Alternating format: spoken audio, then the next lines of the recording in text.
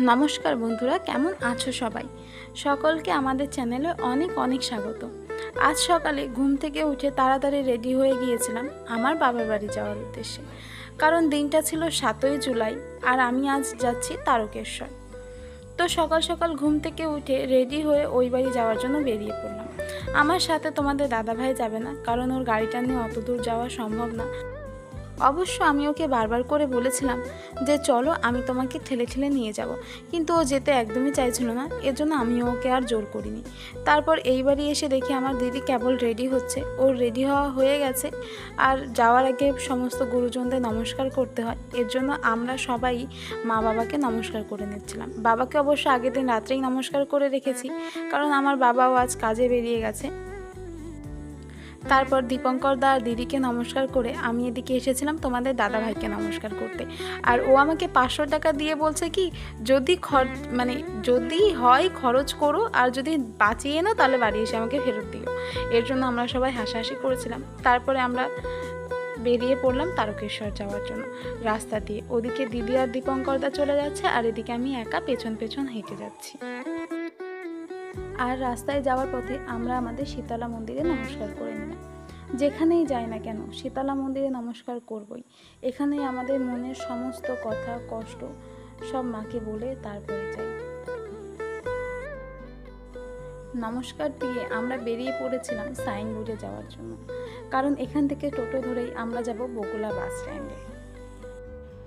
সাইনবোর্ডে আসতে না আসতেই একটা টোটো গাড়ি দেখি দাঁড়িয়ে আছে, আর আমাদের কাছে শুনছে, তোরা কি বাস স্ট্যান্ড যাবি? আর আমি এদিকে তাড়াতাড়ি গিয়ে আগে নিজের জায়গাটা দখল করছিলাম, কারণ গাড়ির অপোজিট সাইডে বসলে আমার মাথা ঘোরায়। আর দেখো, সেই অপোজিট সাইডেই আমার বসার জায়গাটা হয়েছে। কিন্তু কিছু করার নেই, যেহেতু অনেক লোক আগে থেকেই বসে আছে, এর জন্য এইখানে বসেই যেতে হবে। তারপরে দেখতে দেখতে আমরা চলে আসলাম বগুলা বাস স্ট্যান্ডে। তোমরা কারা কারা বগুলা বাস স্ট্যান্ডে এসেছো আর বগুলা কালী মন্দিরে পুজো দিয়েছো, কমেন্টে কিন্তু নিশ্চয়ই জানাবে।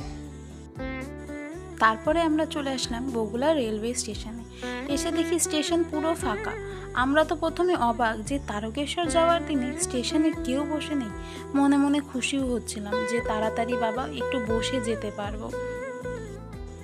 জানো, বিয়ের আগে আমি যখন প্রথম তারকেশ্বর গিয়েছিলাম, তখন একটা উইশই করেছিলাম ভগবানের কাছে, যে পরের বার যেন একসাথে আসতে পারি, বা ওকেই যেন লাইফে পাই।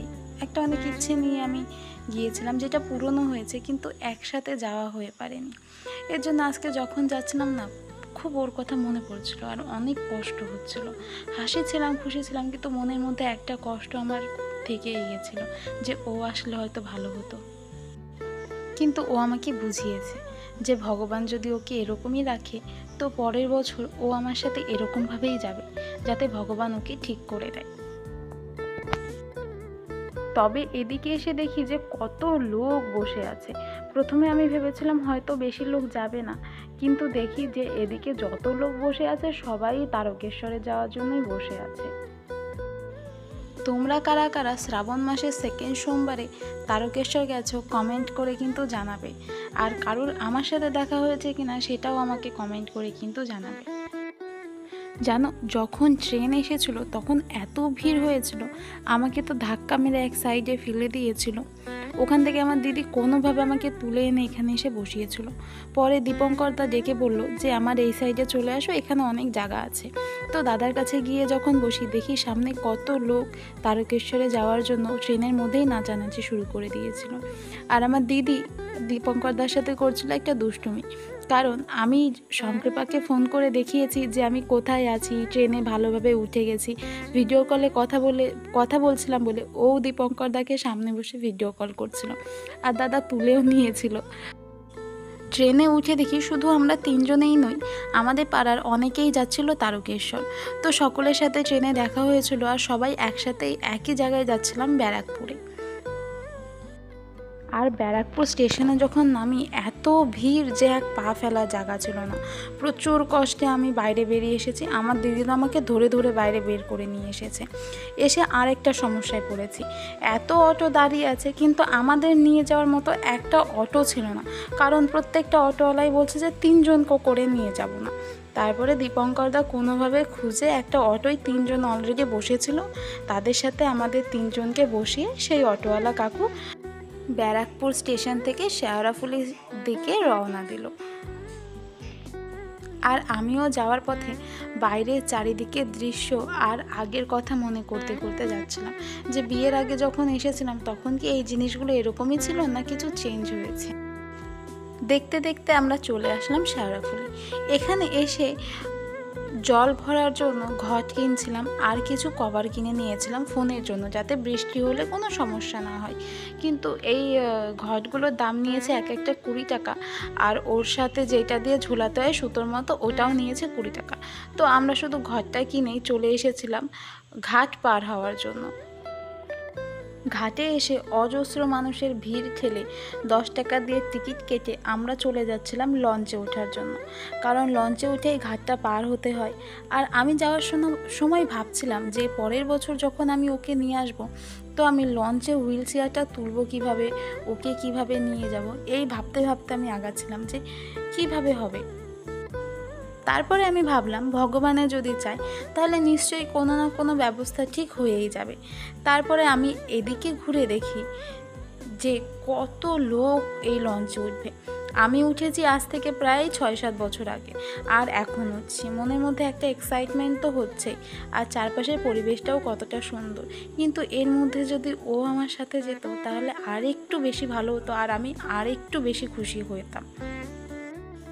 ঘাট পার হয়ে আমরা এসেছিলাম গঙ্গা স্নান করতে, আর যেহেতু জোয়ারের সময় হয়ে এসেছিল এর জন্য আমাকে দীপঙ্করদা নিয়ে যাচ্ছিল স্নান করাতে। এখানে স্নান করে মানে 3 ডুব দিয়ে ঘটের মধ্যে জল তুলে নিয়ে আসতে হয়, আর এই জলই মহাদেবের মাথায় ঢালতে হয়। এর জন্য আমি চলে যাচ্ছিলাম স্নান করার জন্য, আর এই সাইডে আমার দিদিকে ব্যাগ ট্যাগ সব কিছু ধরিয়ে রেখে, আর ওরা যখন স্নান করতে যাবে তখন আমি ব্যাগগুলো ধরে রাখবো। স্নান সেরে আমরা হাঁটা চালু করে দিয়েছিলাম, আর এটাই আমরা ভুল করেছিলাম, কারণ অতিরিক্ত রোদ ছিল যার জন্য রাস্তা প্রচুর গরম হয়েছিল, আর তখনই আমাদের পায়ে অনেকগুলো ফুসকা পড়ে গিয়েছিল, যার জন্য হেঁটে যেতেও প্রচুর কষ্ট হচ্ছিল। তবে মনে আশা ছিল আর নিজের উপরে বিশ্বাস ছিল যে আমরা হেঁটেই যাব। আর এখানে আমরা নয়, আমাদের মতো আরও অনেক লোক অনেক দূর দূর থেকে হেঁটে হেঁটে আসছিল, আর আমি ভাবছিলাম এত দূর থেকে মানুষ হেঁটে যেতে পারে আর আমরা এখান থেকে পারবো না, নিশ্চয়ই পারবো।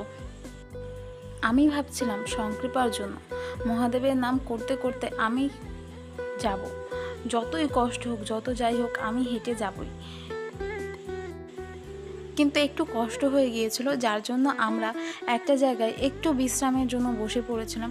ওখানে বসে একটু জল খেয়ে নিচ্ছিলাম, কারণ প্রচণ্ড গরম ছিল আর একটুও বৃষ্টি হচ্ছিল না, আর হাওয়া তো বইছিলই না। ওখানে একটু বসে বিশ্রাম নিয়ে আমরা আবার হাঁটা শুরু করে দিয়েছিলাম। আচ্ছা, আমি শুনেছি কি যারা তারকেশ্বরে যায় তারা হেঁটে যাওয়ার সময় মনে মনে তাদের যে ইচ্ছেটা তারা বলতে বলতে যায়, মহাদেব বলে সেই ইচ্ছেটা পূরণ করে। মহাদেব কি আমার ইচ্ছেটাও পূরণ করবে? আমি যেটা চেয়েছি সেটা কি আমারও পূরণ হবে? ভগবানের উপর আমার আস্থা আছে যে নিশ্চয়ই আমার ইচ্ছেটা পূরণ হবে। তারকেশ্বরে যাওয়ার পথে রাস্তায় দেখলাম যে কত লোক কত খাবার নিয়ে দাঁড়িয়ে আছে, জল, কোল্ড ড্রিঙ্কস, অনেকে তেল মালিশ করছে পায়ে, মুভ স্প্রে করছে, নবরত্ন তেল দিচ্ছে, অনেক সুব্যবস্থা করা হয়েছে যত যাত্রীরা যাচ্ছে, মানে মহাদেবের দর্শন করতে যত লোক যাচ্ছে সবার জন্য।